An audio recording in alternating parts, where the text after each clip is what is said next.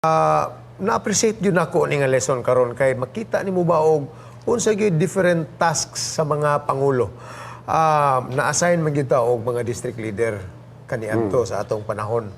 Dili lalim mga kaigsoon, labi na mo pay pagsugod bitaw nga wa ka kahibalo kung sa diskarte nga bugaan ga ng trabaho, mura kag mubuto nga wa nay laing mo tabang nimo nga simple ra man day kayo Pastor Tutong, imo ra magid i-deligar, i-empower nimo ng mga tao, and when they receive that sense of empowerment makaigsunan, mo function na.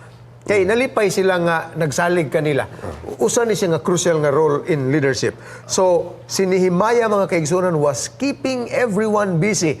Gani, Pastor Pamunag, katong-atong na part sa review na to kaganinang isgot-isgot, kanang giingon bitaw na to nga great leaders have goals. Oh, tinuod na. Di ba? So, ang tinuod gyud nga leadership mga kaigsunan, gaset gyud na sila og goals. Ang uban ra ba sa ato actually nangabahin kita pag-ayo ni ining pag-set og goals mga kaigsunan.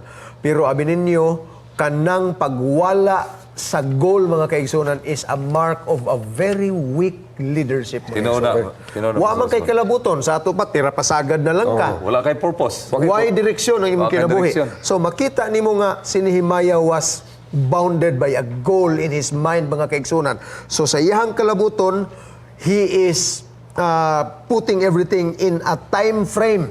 So gani mga kaigsunan, ga target gyud siya nga mahuman dayon ang ilang proyekto nga gitukod, not only in the physical aspect of their country, but the same thing is true with their spiritual aspect mga kaigsunan. Ug kining tanan gumikan kay nasa kalabuton, uban sa grasyas Ginoo, nakabuot gyud mga igsoon.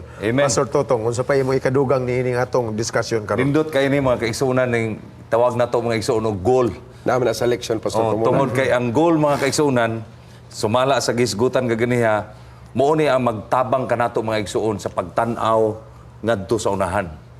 Magtan-aw ta sa kalampusan sa katawhan sa Ginoo mga igsoon tungod kay atong gitan-aw ang plano sa Dios alang sa pag-restore, sa pagdaog, pagbalik sa tanang mga katawhan niya dinis kalibutan. Ug usa sa sekreto ni Nehemiah, Pastor Joy o Pastor Isbon, maura gyud ang pagbasa sa Biblia.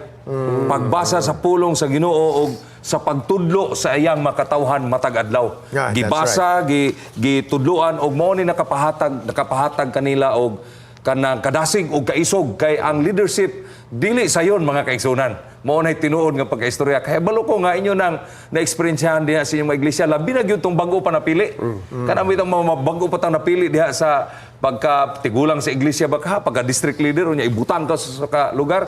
Dili lain pero utrohon ako ningon si Pastor Joy ganiha nga tungod na sa suod nga relasyon di naman kamahadlo kay nakabalo ka nga ang imong pagsalig wala na si imong kagulingon ug ang imong pagsalig tuwa na sa Ginoo. So pagbasa sa Biblia, sa paghatag og dako nga kumpiyansa sa Ginoo nga siya maguban kanato ug ang gahom sa Dios uban sa paglakaw nato mga kaigsuonan sa iyang mga pulong, ang tanang mga babag sa ato ang leadership ato nang malatas Pastor Isbon. Amen. Ang kanindot ani